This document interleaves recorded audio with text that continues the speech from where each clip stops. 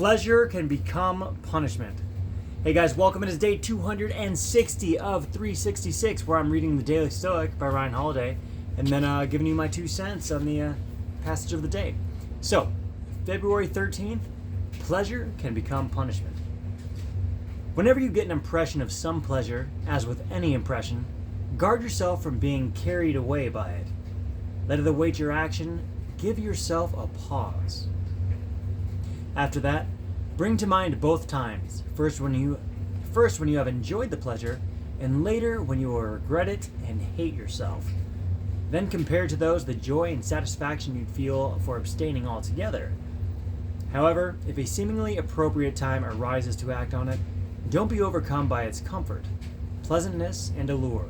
But against all of this, how much better the consciousness of conquering it. It's from Epictetus and Enchiridion. Self-control is a difficult thing, no question, which is why a popular trick from dieting might be helpful. Some diets allow a cheat day, 1 day per week, in which dieters can eat anything and everything they want. Indeed, they're encouraged to write a list during the week of all the foods they crave so they can enjoy them all at once as a treat, the thinking being that if you're eating healthy 6 out of 7 days, you'll still get ahead. At first, this sounds like a dream, but anyone who has actually done this knows the truth, that each cheat day you eat yourself sick and hate yourself afterward. Soon enough, you're willingly abstaining from cheating at all, because you don't need it. And you definitely don't want it. It's not unlike a parent catching their child with cigarettes and forcing him to smoke the whole pack.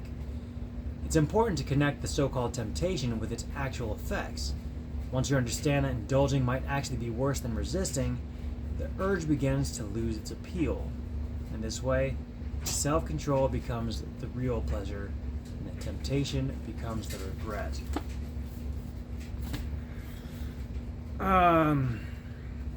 I've never really been addicted to anything, but I'm guessing that's alcoholics.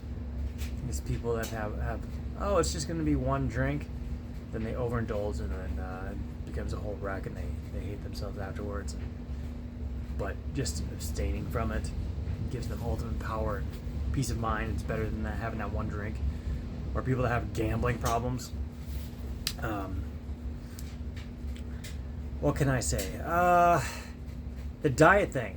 So I've mentioned before that I've competed in natural bodybuilding competitions. I competed in 7 different shows. And I remember the first show that I did, my diet was so strict. I dieted for like 5.5 months before the show. And I was like really, really slowly doing it. So by the end, the whole time I was like weighing my food by the 100th of a gram. And super clean, all natural foods. And it got so bad at the end that I was abstaining from so long. Well, that's an extreme. I was dieting for so long. You don't have to diet to that extent. I say balance in all things, just moderation in all things. But as far as the bodybuilding goes, I ended up winning that show. That was in 2017. And then the week prior, I was starting to cut my water as well as my super clean diet. So like I was buying like all these beverages. I was at the store. I was like, oh, I'm gonna eat this, eat that. And I started buying like chocolates and started stocking up at home. And instead of eating a healthy meal after I won the show, I went straight to a pizza place. And like I had like 4% body fat the day of the show, and you could see where the food was. I could literally like push it around, and I felt so awful. That's just a random story. But I just say moderation in all things.